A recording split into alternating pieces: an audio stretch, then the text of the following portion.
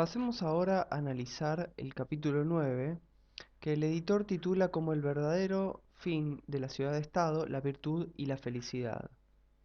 Bueno, este título solo refleja una parte del contenido de este capítulo, por lo que deberíamos avanzar con detenimiento. En primer lugar, Aristóteles dice, hay que comprender qué definiciones se dan de la oligarquía y de la democracia y en qué consiste la justicia oligárquica y la justicia democrática, pues todos adhieren a una cierta justicia. O sea, lo primero que sugiere aquí Aristóteles es que existe una justicia oligárquica y una justicia democrática. Más concretamente, lo que está tratando de decir es que los regímenes políticos dan una respuesta desde su propia óptica a la pregunta por la justicia.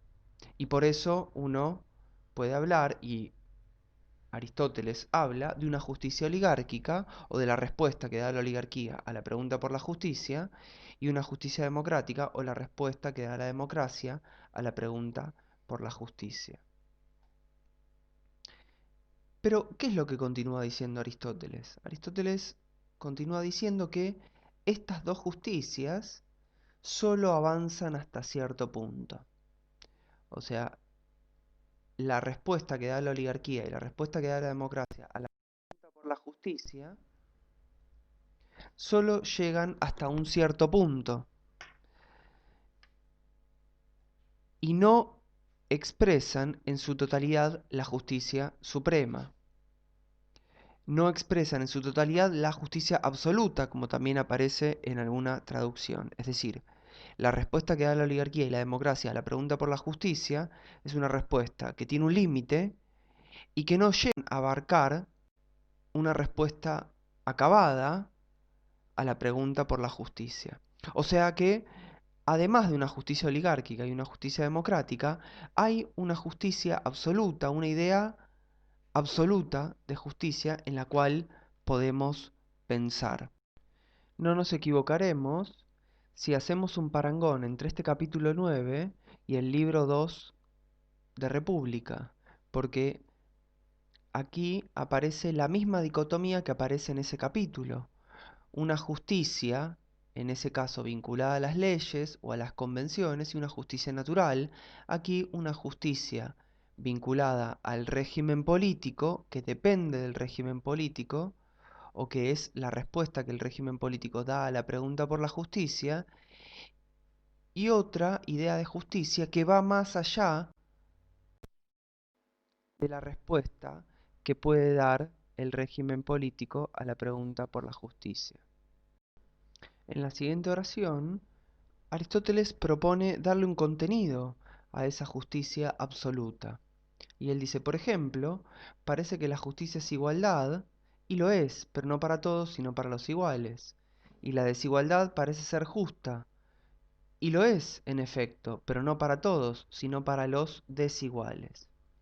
Entonces, uno podría darle inicialmente este contenido a la justicia absoluta. La justicia absoluta es igualdad con los iguales y desigualdad con los desiguales. Claro, lo que cualquiera se preguntaría es igualdad para los iguales y desigualdad para los desiguales, pero desigualdad ¿en qué? Lo que uno se da cuenta, y Aristóteles lo pone de manifiesto, es que cuando uno intenta nuevamente responder igualdad en qué aspecto o desigualdad en qué aspecto para honrar a la igualdad con igualdad y a la desigualdad con desigualdad, Aristóteles nos da noticia que la única respuesta que vamos a encontrar es una respuesta que se formula desde el régimen político. Fíjense lo que aquí dice Aristóteles. Él dice, unos y otros hablan de la justicia hasta cierto punto, pero creen hablar de la justicia absoluta. Los unos, esto es, los ricos, son desiguales en algo, en sus riquezas, pero creen ser desiguales en todo. A la inversa, los otros, los pobres, son iguales en algo a los ricos, en su libertad. Los pobres son hombres libres, del mismo modo que los ricos. Aunque sean desiguales en riqueza, son iguales en libertad. Y Aristóteles dice que creen ser totalmente iguales. A la conclusión a la que llega Aristóteles al final de este capítulo es que todos los que disputan sobre los regímenes políticos solo hablan de una parte de la justicia. Siempre que se intenta dar una respuesta a la pregunta por la justicia, en la medida en que esa respuesta es dada desde un régimen político, es una respuesta que solo llega hasta un punto y que no dice lo que es totalmente justo o absolutamente justo, como veíamos hace un momento. En el medio de este capítulo y en el medio del razonamiento que recién discutíamos, Aristóteles aprovecha para hacer una interesante reflexión acerca del fin de una ciudad, tal como lo indica el editor en el título que le coloca a este capítulo. El razonamiento de Aristóteles es el siguiente: en la medida en que todo régimen y toda institución están gobernados por un principio, no pueden dejar de dar una respuesta a cuál es el fin de esa institución o de ese régimen. Y él dice, si se han reunido por las riquezas, propondrán participar de la ciudad en la medida en que participan de la riqueza. Este sería el argumento oligárquico, ¿sí? En una oligarquía, en la medida que la oligarquía está regida por el principio de la riqueza, en una oligarquía hay una participación desigual en la ciudad, una participación desigual en el gobierno de la ciudad, a eso se refiere Aristóteles. Y los ricos dirán, como nosotros aportamos más a esta ciudad, queremos tener mayor participación en el gobierno. Sin embargo, Aristóteles va a decir que esto no es justo, a todas luces no es justo, porque una ciudad no es una sociedad anónima en la que uno participa en la medida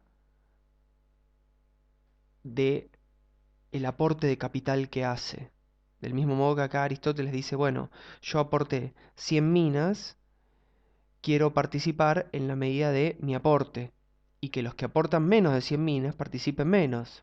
Aristóteles dice, bueno, esto es a todas luces injusto, porque no hemos formado una comunidad solo para vivir, solo para pensar en lo material, solo para pensar en las riquezas, sino para vivir bien. Esta respuesta implícita al fin está también presente en otros tipos de acuerdos o convenios. Aristóteles cita el caso de una alianza de guerra, de una alianza defensiva, de una alianza militar, para no sufrir injusticias. Y del mismo modo cita los convenios para hacer intercambios comerciales.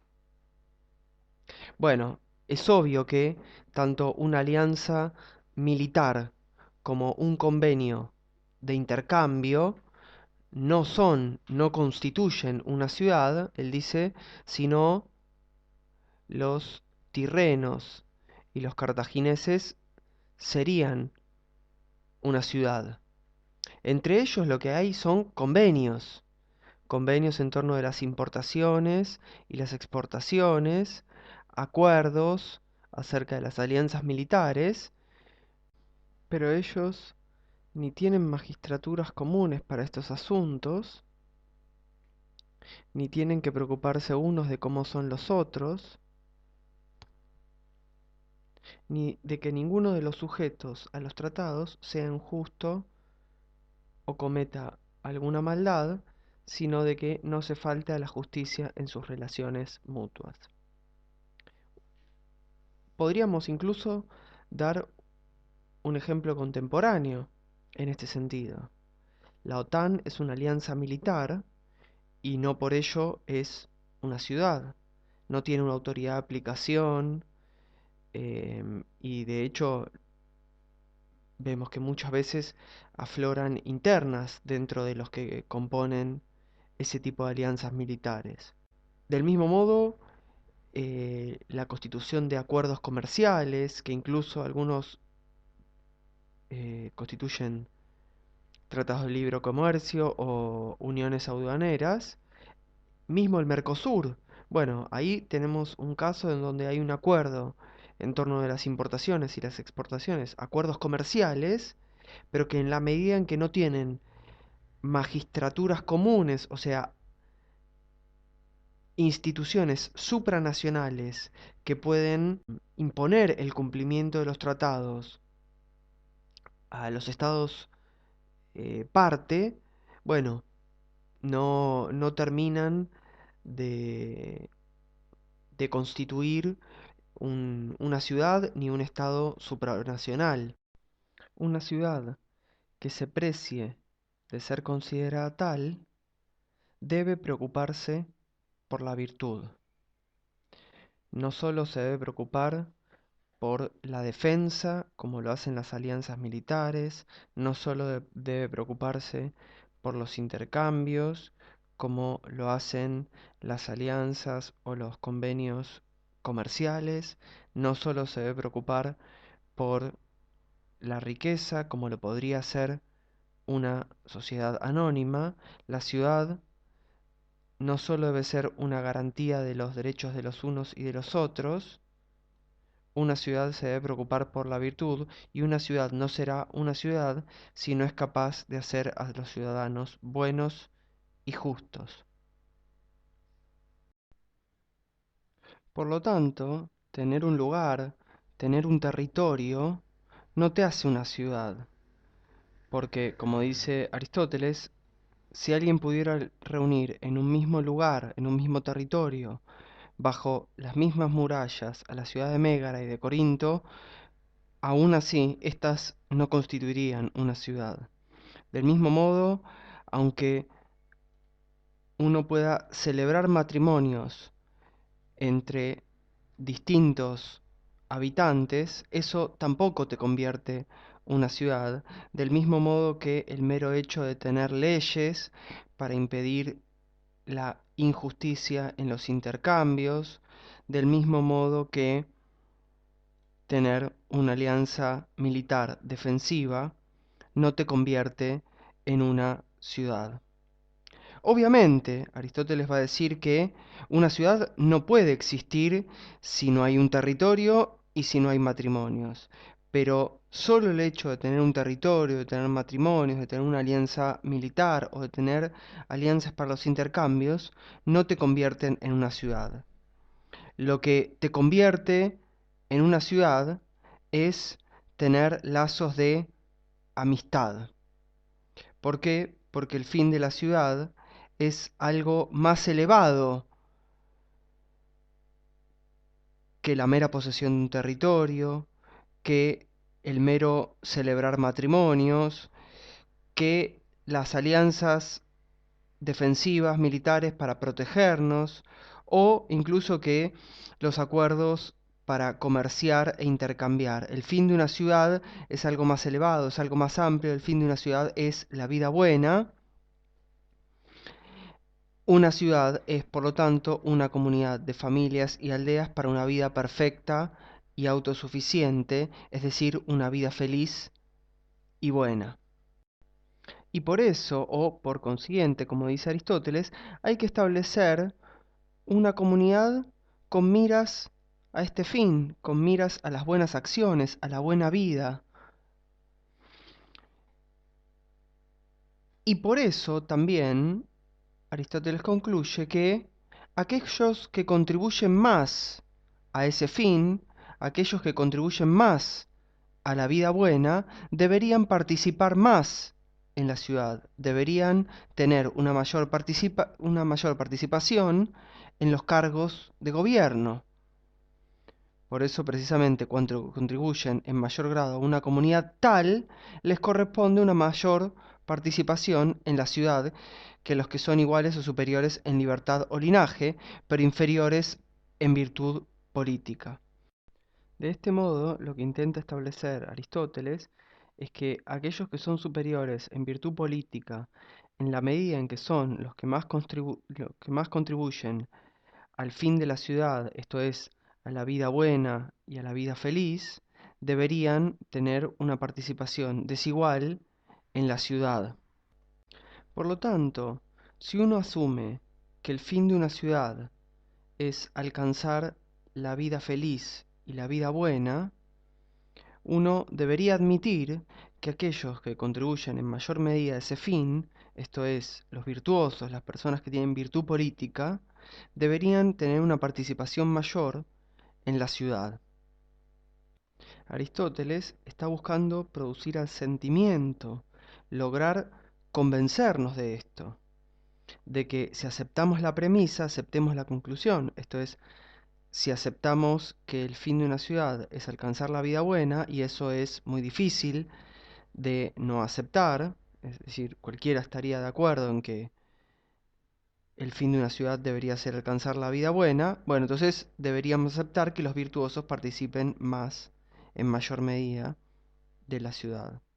Sin embargo, al mismo tiempo que él busca convencernos de esto, tiene una visión realista o pesimista al respecto. Y por eso el capítulo finaliza con una frase que ya hemos visto y que nos baja de un ondazo a tierra. Que todos los que disputan sobre los regímenes políticos hablan solo de una parte de la justicia. Esto queda claro a partir de lo que hemos dicho. Entonces, recapitulando, parece perfecto definir a la justicia absoluta como igualdad con los iguales y desigualdad con los desiguales, y si admitimos que el fin de una ciudad debe ser alcanzar la vida buena, deberíamos darle una participación diferencial, una participación desigual, una participación mayor a aquellos que más contribuyen con la vida buena, que son los que son superiores en virtud política. Sin embargo, no hay ningún régimen que premie de este modo a la virtud.